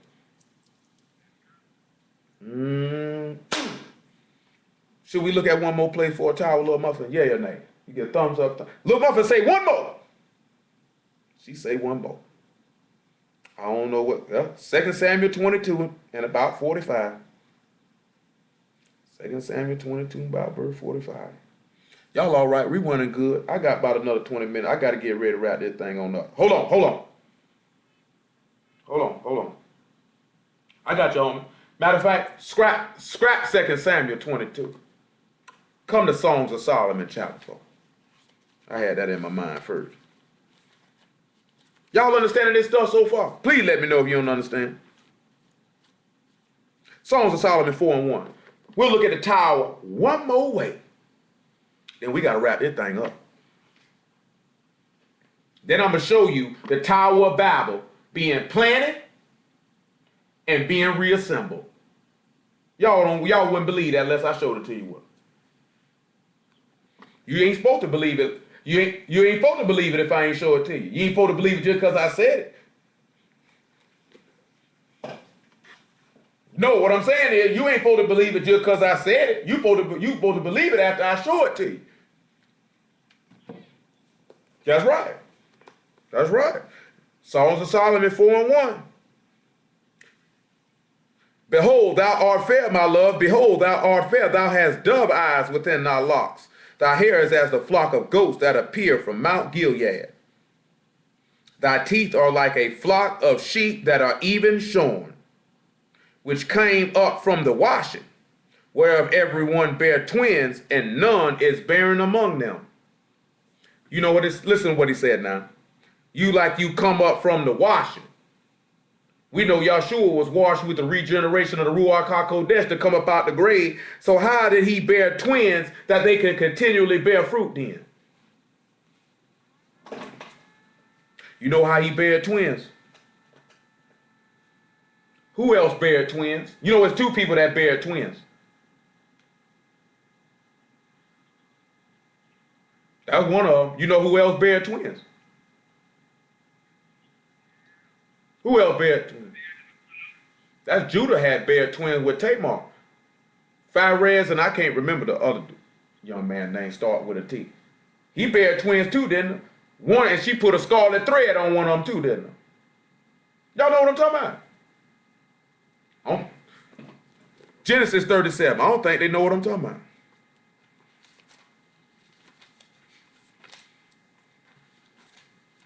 Genesis 38. I meant to show y'all this the other day. This is how you know we ain't pedophile. Because Tamar's husband died, and she was supposed to get the younger brother, and he ain't give him to her till he got old enough. Do no pedophile stuff. I don't know what these nasty bastards be talking about. Genesis 38 and about verse 25. And when she had brought forth, she sent to her father-in-law, saying, by the man whose these are am I with child. And she said, discern, I pray thee, whose are these, the signet, the bracelets, and staff. You already said discern. You know where you put a bracelet at? Where you put a bracelet at? Where you put a bracelet at? On your arm. So guess what that means? To whom is the arm of Yah revealed? And who have believed our report? Because she said who these bracelets are, discern that. That's who it belonged to.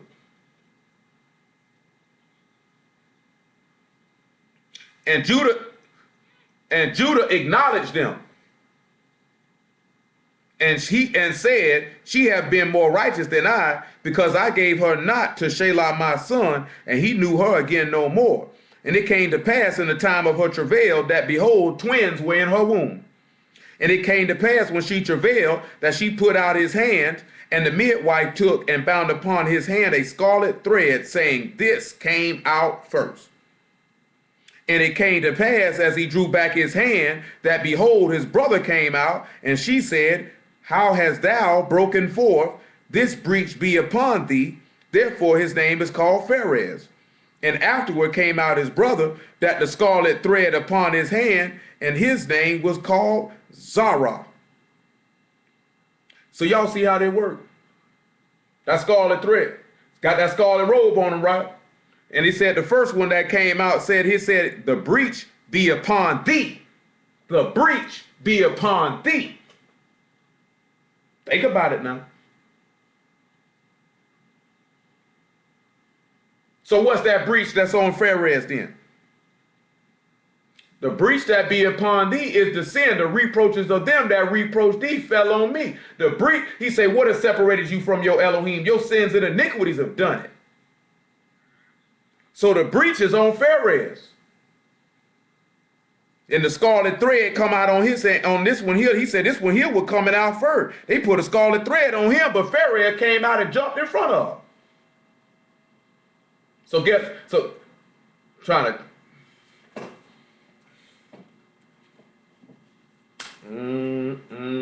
try to get what wasn't here.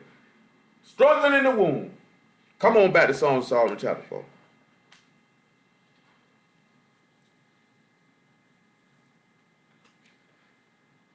Verse 3.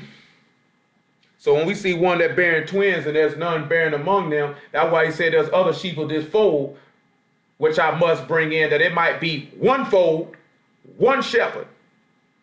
So then we turn around, look at YESHUA bearing twins as Israel and Judah. But what he ended up doing, he ended up making a one though, didn't he? That they could continually bear fruit, right? Verse 3. This is what he said in verse 3, Psalm Solomon chapter 4. Thy lips are like a thread of scarlet. We just seen a thread of scarlet on Zara that came out second. And thy speech is comely.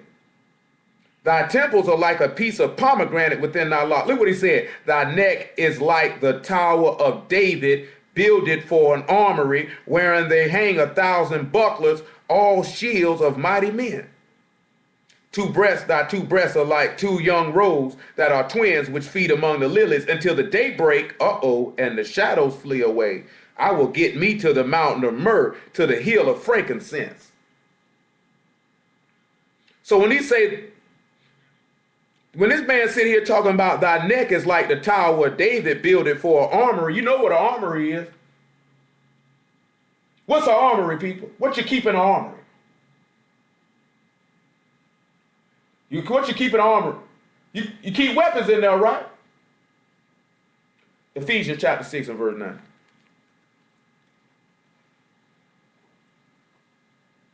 Make it 10.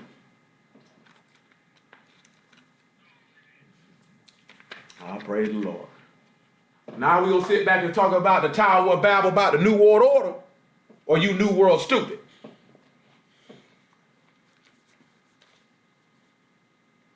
Finally, my brethren, be strong in the Lord and in the power of his might. Put on the whole armor of Elohim, that you may be able to stand against the wiles of the devil. Because the name of Yah is a strong tower. The righteous run into it and are safe. He just said the tower was like the Tower of David.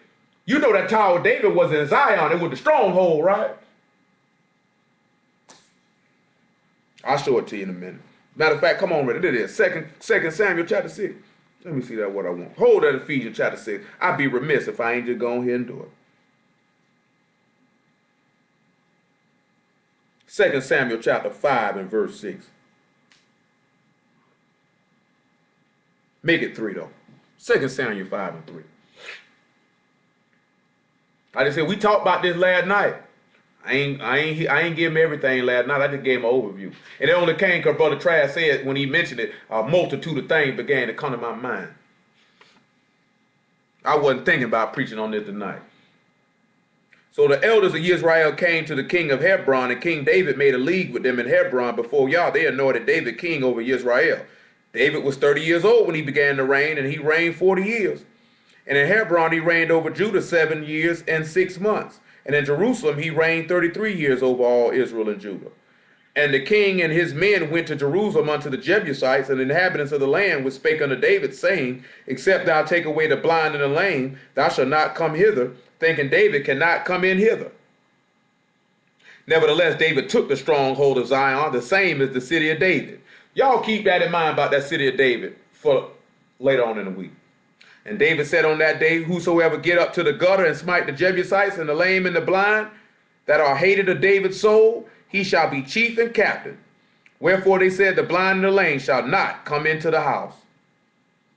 You already said, the blind and the lame ain't coming in the house. So David dwelt in the fort and called it the city of David, and David built round about from Milo inward. Now what you think that man meant when he say the blind and the lame ain't coming into the house?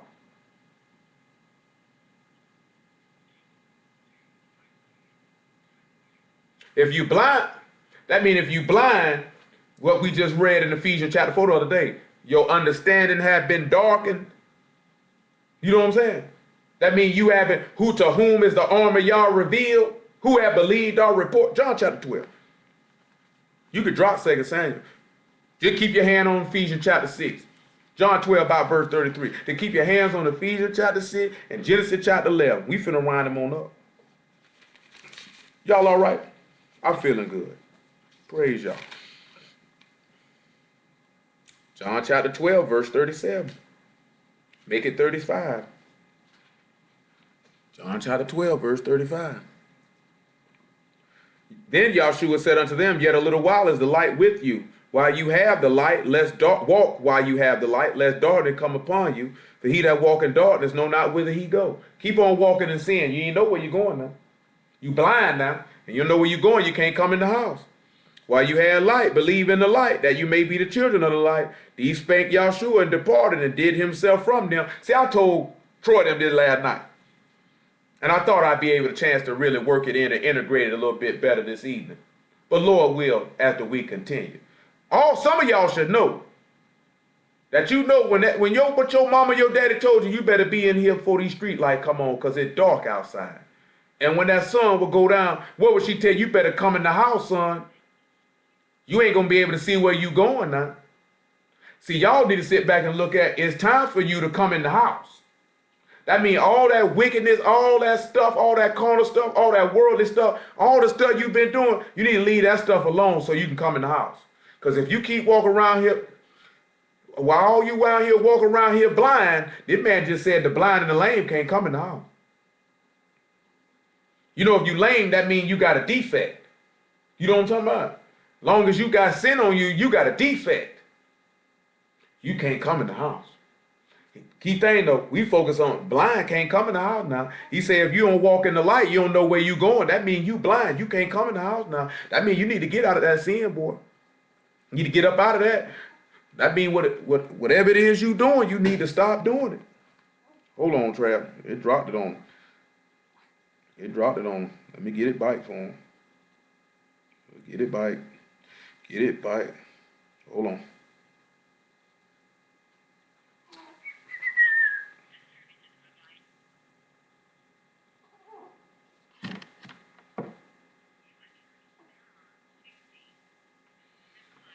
All right, y'all. All right, y'all. It dropped the cup. That mean whatever darkness, whatever sin, whatever folly, whatever you got going on, you need to get up out that stuff so you can get in the house now, because the blind ain't getting in the house now. Verse 37, But though he had done so many miracles before them, yet they believed not on him. That the saying of Isaiah the prophet might be fulfilled, which he spake, Lord, who have believed our report, and to whom of the arm of Yah been revealed. Therefore they could not believe, because that Isaiah said again, he had blinded their eyes and hardened their hearts, that they should not see with their eyes, nor understand with their heart, and be converted, and I should heal them. These things said Isaiah when he saw his glory and spake of him. Do y'all not realize that if they would have known who David was and acknowledged him, that they could have dwelt in there and been healed and been saved? But instead, because they didn't want to do that, they couldn't get in and they got slaughtered? What you think gonna happen to you? Somebody need to mute their phone. Ephesians chapter 6. Verse 11. Put on the whole armor of Elohim, that you may be able to stand against the wiles of the devil. For we wrestle not against flesh and blood, but against principalities and powers, against the rulers of the darkness of this world, against spiritual wickedness in high places. Wherefore take unto you the whole armor of Elohim, that you may be able to withstand in the evil day, having done all to stand. Stand therefore, having your loins girt about with truth, and having on the breastplate of righteousness, and your feet shod with the preparation of the gospel of peace, and above all taking the shield of faith, wherewith you shall be able to quench all the fiery darts of the wicked. And take the helmet of salvation and the sword of the Spirit, which is the word of Elohim. So it sounds like that Tower of David being the armory of YESHUA HaMashiach then. Because that's where you're going to get your weapons to fight this battle, which we done already dealt with, that you got to take counsel before you make war. Y'all remember that? Let's go back to Genesis chapter 11 and then round this on out. Praise y'all. Ain't this something? How many of y'all looked at the Tower of Babel like this before? So we done already ascertained the whole earth was one language or one speech, what that meant. Now we're going to deal with that plain in Shinar where they dwelt at. Now we're going to look at about getting brick and building this tower, so they could build a city, so this tower could reach unto heaven, so they could have a name, lest they be scattered. Now then we see where y'all say the people won, they got one language, ain't nothing gonna be restrained for them what they imagine to do. Let's confound their language so they can't understand one another, then I'ma scatter them, because that's the place where I scattered them at, scatter them abroad. Well, now we sit back and look at something. You see how he scattered them abroad? I'm going to show y'all something. Matthew chapter 27. Because they say, let us build us a tower in the midst, in the east. Let's put it in the plain. Let's build it up so it reaches to the top of heaven, so we can get a name now. Matthew 27.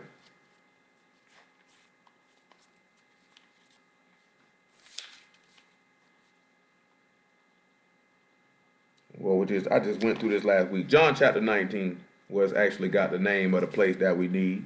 If they travel from the east, right, that means that's a similitude of Jerusalem, the city of peace, right? Ain't that right? Well, let's look at John chapter 19. Let me see what this is, what the verse is about desire. Well, it was all tore up.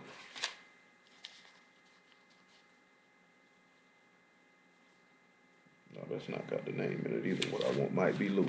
Well, we know they took him in the field. Who know the name of that field? Anybody know the name of that field? Golgotha, the place of the skull. Come over here to Luke 23 and 32. Who know the name of that field they took him to? To that plain. Anybody know? You done heard it a lot of, y'all done heard it a lot of times.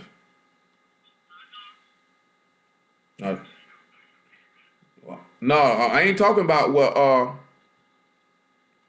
where the Tower of Babel was at. I'm talking about what's the name of that field they took HaMashiach to.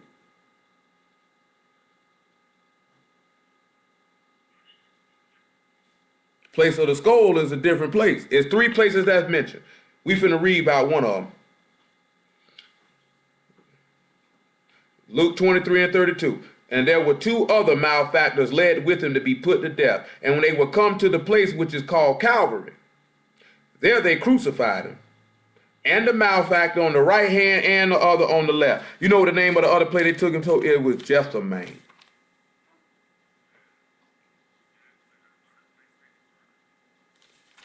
You know what I'm saying? That was a field one. Let's go look and see back on that one. Because he was in the garden, right? Or in the field, right? John chapter 18. The name of that field over the brook of Cedron. Come on over here, John 18:1.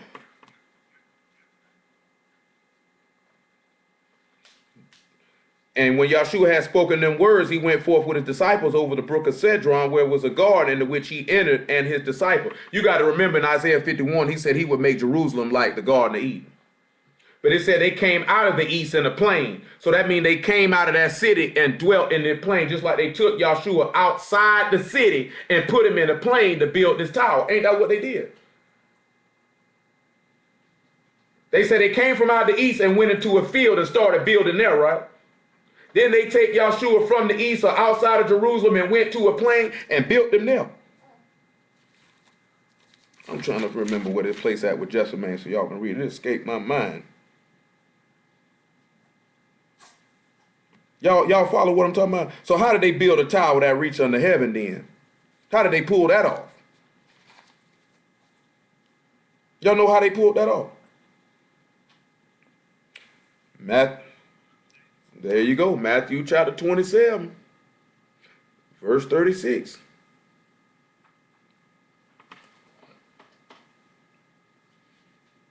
Which means if we come in, remember what we just did? Well, hold on, I don't want to get ahead of myself.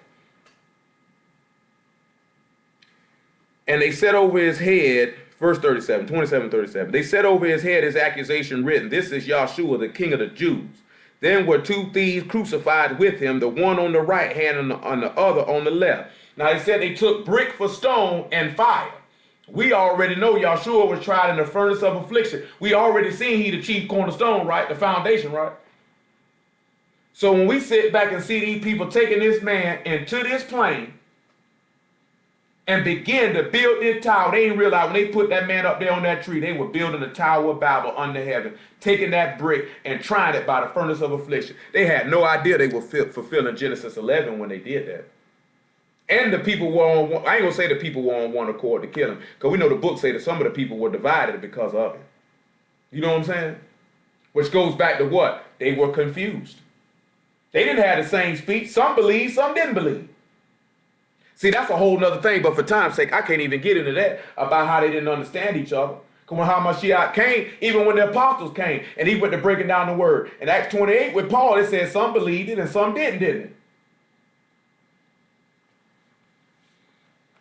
Y'all see how he that tower right there in the middle, being built up, reaching to his top, reaching under heaven? Because remember, we dealt with that from Jeremiah 23 and 24. He was in between what? Heaven and earth, right?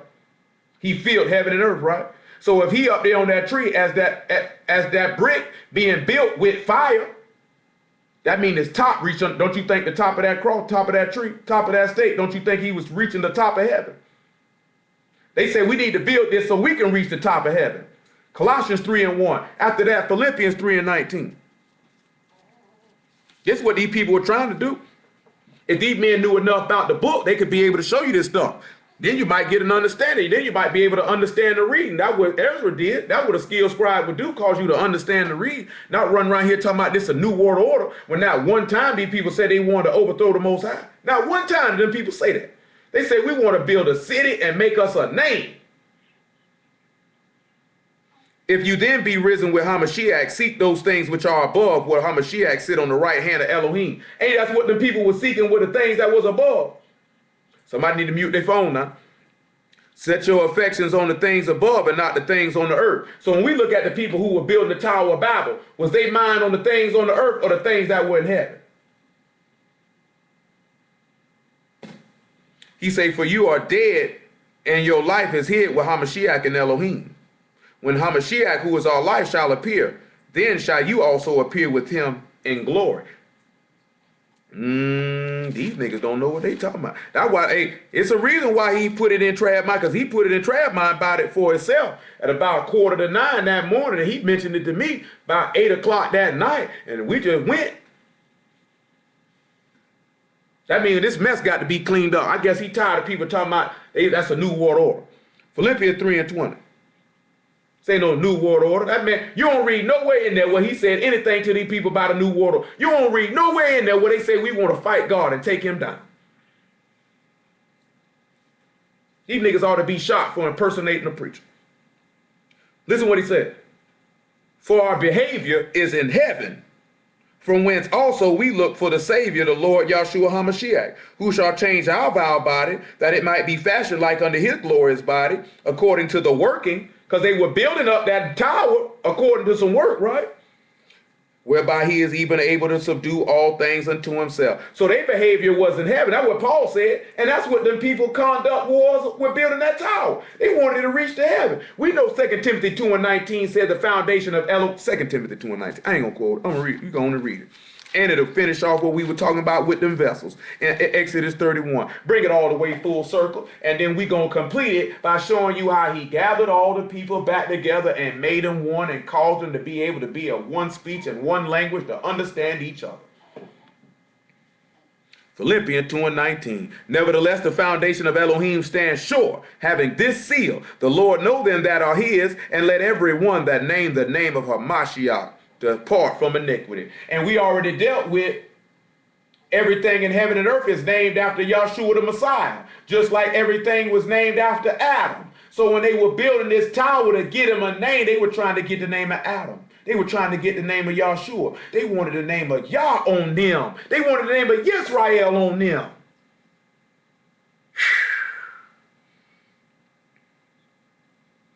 But in a great house, guess what? And if you building a house up to get to a tower up to reach to the top of heaven, that means you were trying to rule with El. That means you were trying to rule with Yah. That means you were trying to prevail, because he said you have power as a prince. Thou have power with Elohim and have prevailed with Elohim and man.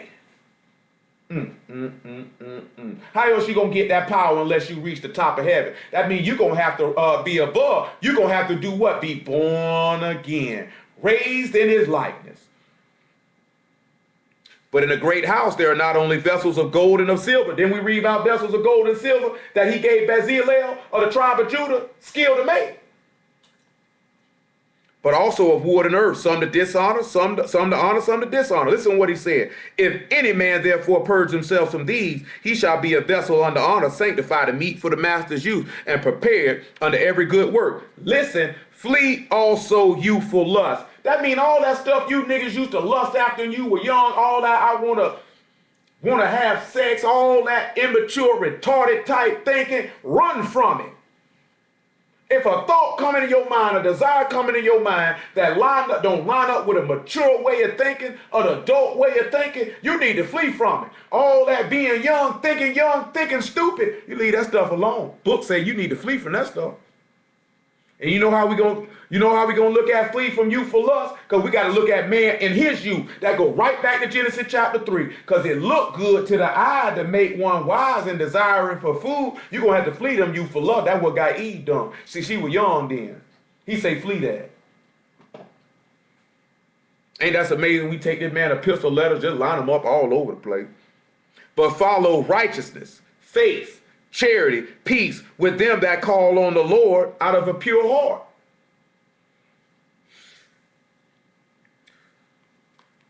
Come on over here to Acts, the 2nd chapter, and verse 1.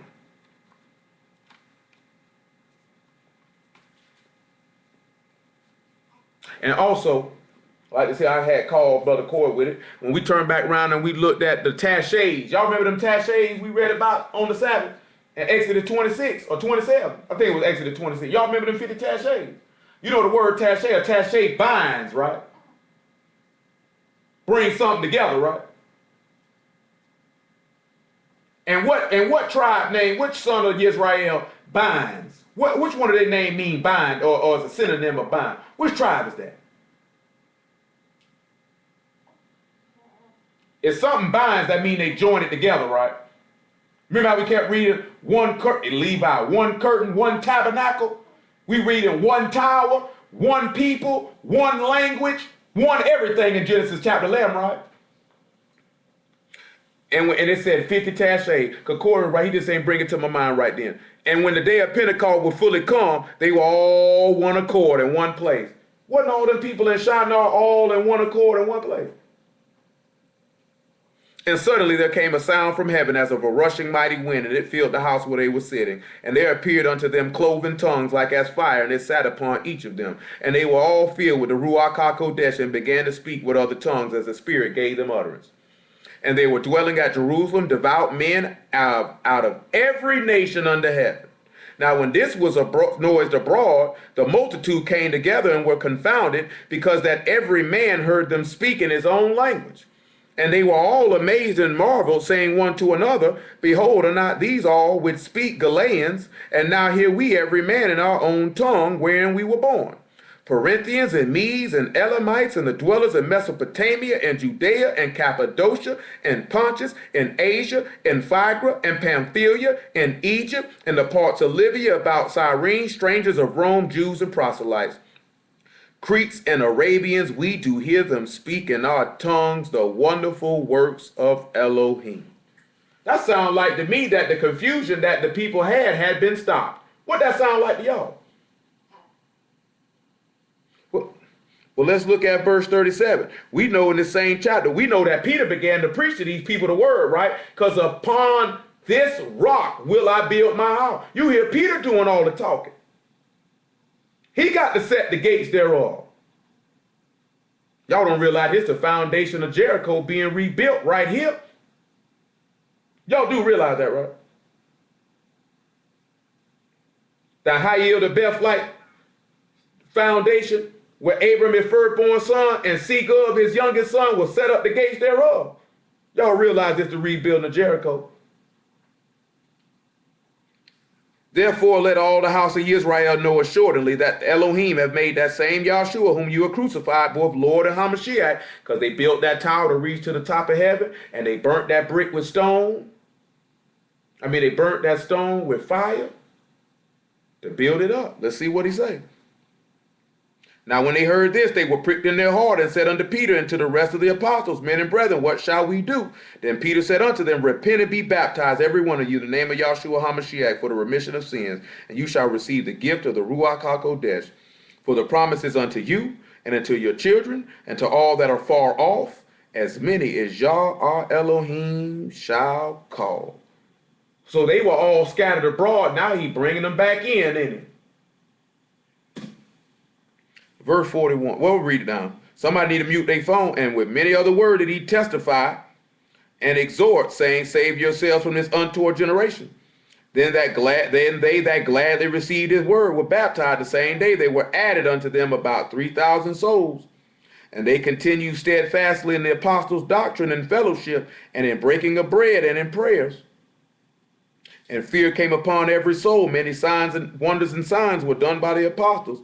And all that believed were together, and all had things in common, and sold their possessions and goods, and parted them to all men, as every man had need. And they continued daily with one accord in the temple, daily in one house, in one tower, breaking bread from house to house, and did eat their meat with gladness and singleness of heart. Because he told you in Jeremiah, give him one heart and one way. We already see through the entire book how he said he'll make it one body. Do you see how after he scattered all the people, he gathered them all back together and made them back to have one heart and one way and one accord and one speech? Galatians 3. After Galatians chapter 3, verse 25, Matthew 13 and 52. Y'all all right? I heard that thing go off a couple times. Niggas either got dropped or they done. Galatians 3 and 24. Galatians 3 and 24. Wherefore the law was our schoolmaster to bring us unto Hamashiach, that we might be justified by faith. But after that faith is come, we are no longer under a schoolmaster. For you are all the children of Elohim by faith in Messiah Yeshua. For many of you have been baptized in the Hamashiach, have put on Hamashiach. There is neither Jew nor Greek, there is neither bond nor free, there is neither male nor female, for ye are one in Yeshua Hamashiach. Then we see in the beginning that all the nations were one. One language. One way. They all had a determination to build one tower to reach under heaven, that they might be under Elohim. And then what did he do? He scattered them, right? But then we look at Pentecost. He brought them all back together again and made them all be able to understand each other, didn't he? Matthew 13, 47. That's why he had to stop them, because it wasn't time. You know, a lot of niggas going to be mad with us about this one. What y'all think?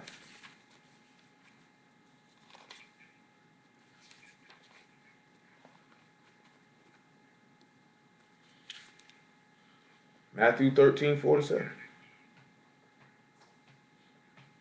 Yes, sir. Again, the kingdom of heaven is like unto a net that was cast into the sea and gathered of every kind, which when it was full, they drew to shore and sat down and gathered the good in the vessels, but cast the bad away. So shall it be at the end of the world. The angel shall come forth and sever the wicked from among the just, and shall cast them into the furnace of fire. There shall be wailing and gnashing of teeth. YESHUA said unto them, have you understood all these things? Y'all understood all these things?